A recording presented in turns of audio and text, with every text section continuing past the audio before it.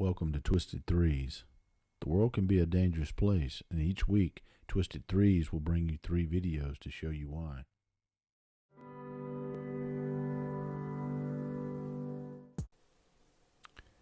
Welcome, everyone, to an episode by the Creepy Campfire. I'm your host, Chuck Graham.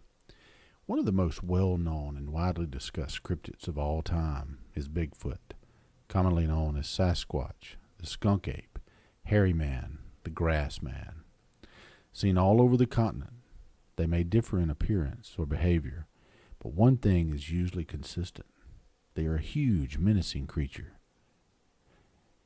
And there have been many accounts, all the way from the 19th century up to present day, of a different side to these creatures. A fierce, ferocious beast fully willing and able to attack or even kill. But that's not the common report. The common report is a shy, elusive creature that rarely comes in contact with humans. Bigfoot occurred in the summer of 1924 when 5 prospectors by the name of Marion Smith, his son Roy Smith, Fred Beck, Gabe Lefevre, and John Peterson were out in the wilds of the Mount St. Helens in Washington. The group was out in the remote wilderness working on a claim in the branch right off of the Lewis River, about 8 miles from Spirit Lake, when they came across the first of many oddities. There embedded in the earth was a series of footprints, reported as large as 14 inches in length, human-like, massive footprints. Not long after this, the men began to see strange creatures through the trees. They were huge, hulking things, 8 foot tall, man-like creatures, seen on at least 4 occasions, covered in long black hair, with ears protruding 4 inches above its head, pointing straight up. At one point, one of the men, Marion Smith, fired at it, causing the creature to retreat, but not for long. No, this just seemed to make the creature angry and more bolder. And on the morning of July 10th, Beck sighted the creature standing some distance away near the edge of the canyon and decided to take a shot at it. So he took aim, slowly pulls the trigger, and hit the creature directly.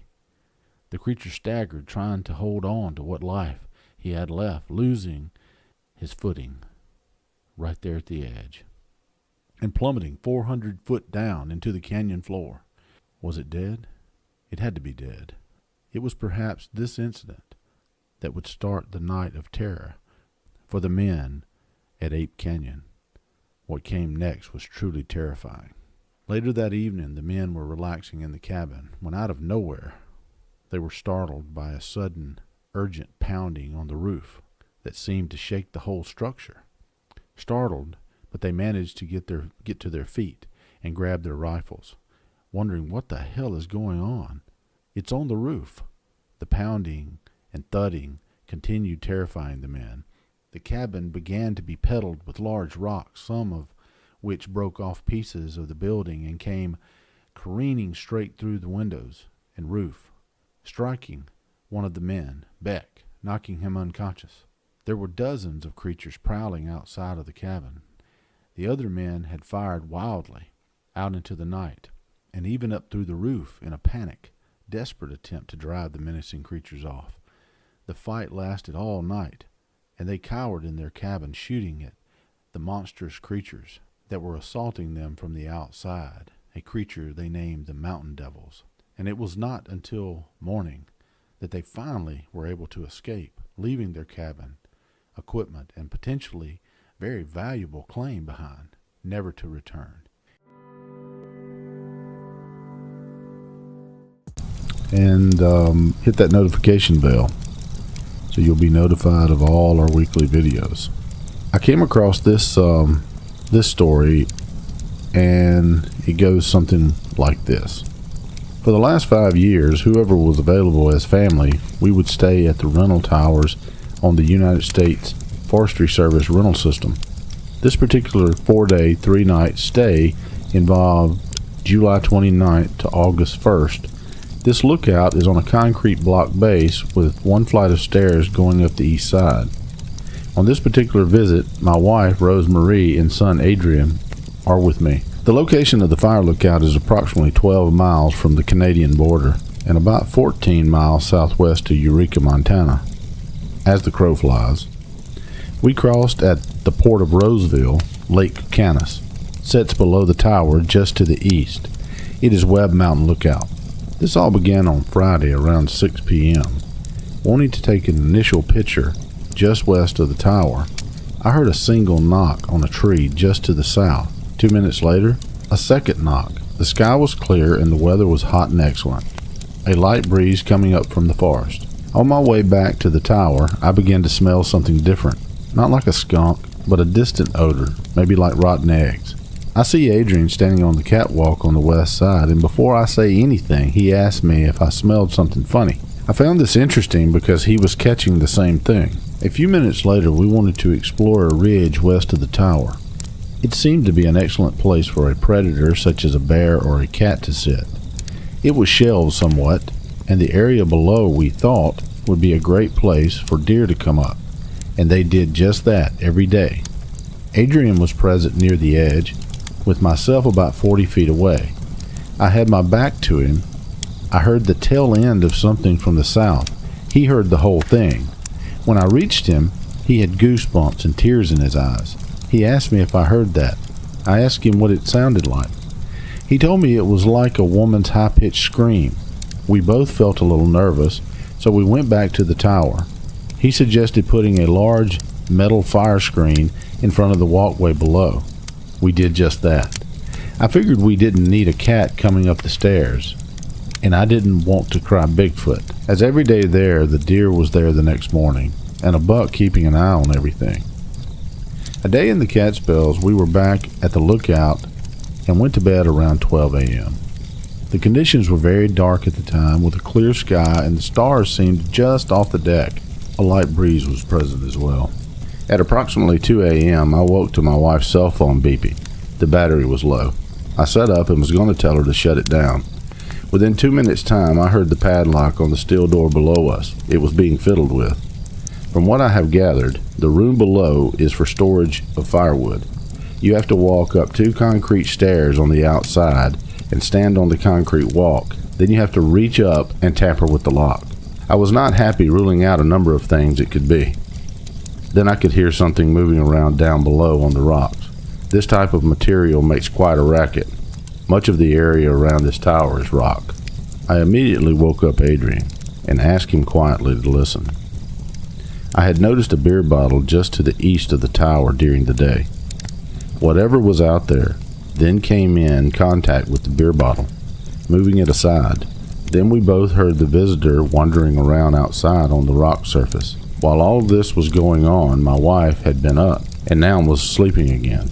I'm sure glad she felt protected, because we didn't. Adrian and I watched the catwalk like a hawk. We were quietly debating what to do about this. We couldn't see anything outside.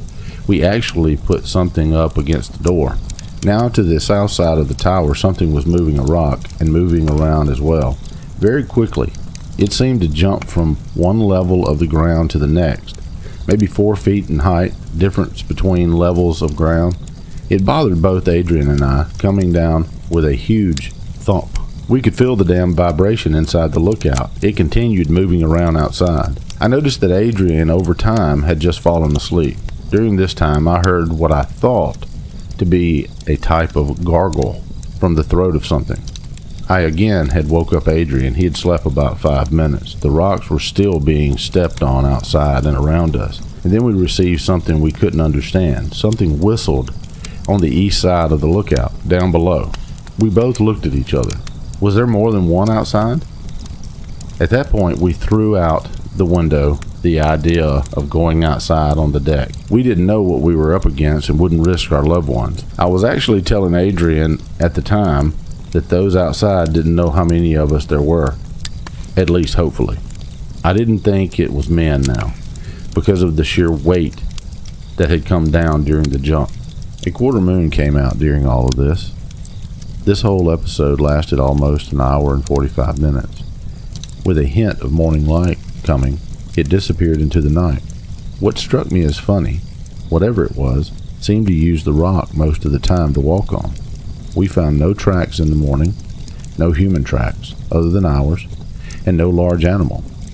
That morning I remember that my wife had read some of the visitors' notes and short stories in the logbook. I left one as well. Some do, most don't. I began to read their stories. On July 19, 2003 to July 20th, 2003, the dogs were barking in the window in the middle of the night. Something was down there, but I couldn't see it. July 9, 2005, we came souped up for war, yet ran in fear of two shiny eyes in the dark that reflected off our flashlights. On Sunday, Adrian and I put our heads to the grind. We did not want another night like this. We fixed 8 different locations with pieces of cantaloupe, placing them on the rising rock so that the little creatures could get them. 3 of these places, I gently smoothed dirt around for possible tracks. Trip spots were set up, and things put up that would slow something down at least.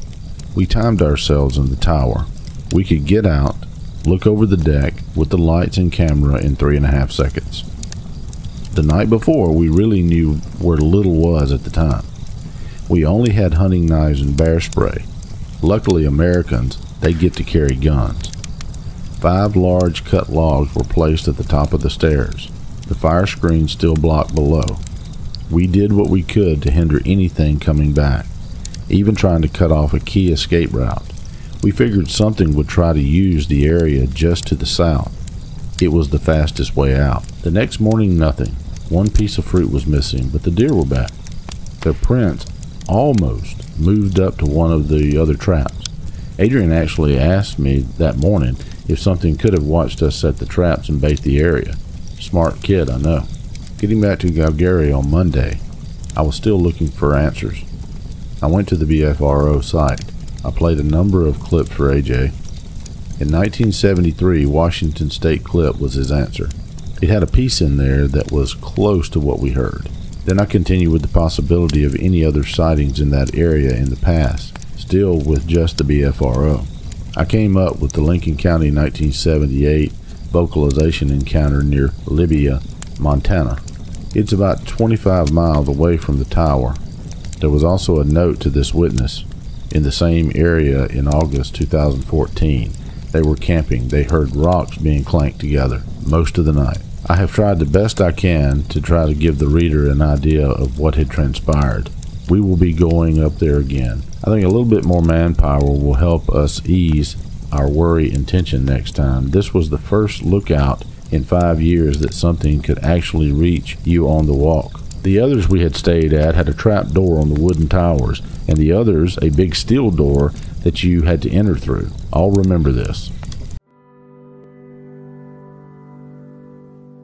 But this story today is pretty interesting, and it goes something like this. My partner and I were deer hunting near the Diamond Peak Wilderness area, south of Highway 58 near the Cascade Summit in Oregon. It was the second week of the season, 1988. We had a small travel trailer to stay in. We arrived at our camp spot at around midnight on Friday. It was about 2 a.m. when we finally got settled down and hit the sack. My partner was asleep almost immediately, as I could hear him snore lightly every once in a while. Even though I was dog-dead tired, my head was racing as I lie there, thinking about what I might have forgotten. I heard in the distance a thumping noise. It came from the south of us, toward the wilderness area. I first thought it might be some other hunters setting up camp, but I heard no other noises. It was a strange sound, like dropping a heavy object onto a hard ground. I finally faded out, and I went to sleep. The next morning we drove down the road we had come in on, and stopped by a small creek. My partner had done some scouting in this area some time before, and said this should be a good place to hunt. With only 3 hours of sleep, I said, okay. We split up with about 30 yards between us. As we worked our way down the creek, losing sight of each other on occasion because of the brush. After about 2 hours, I lost sight of him for quite some time and began to call his name, very low tone, not to scare the deer. I did not get an answer from him, so I started looking around. and after a short time I found him. He was sound asleep against a tree stump, with his rifle across his legs. As tired as we were, I couldn't really blame him, and decided to wander around on my own for a little while. I followed the creek on down for about another hour, when the brush became so dense I could go no further. I made a hard left turn after about 30 yards came to a dirt bank about 10 feet high. It was pretty steep, and as I approached it, I saw some depressions going up it. I went up beside them, but really didn't pay any attention to them until I got to the top. The last depression was not just a depression, but also a footprint, or a half a footprint, from the toes to the ball of the foot.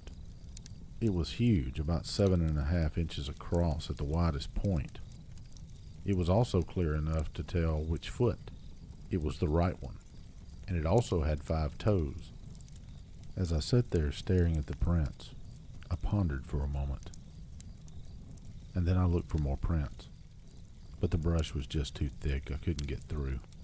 I wondered why only a half a print, and then it dawned on me.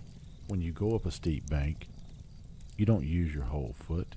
You use the ball of your foot like you're taking steps.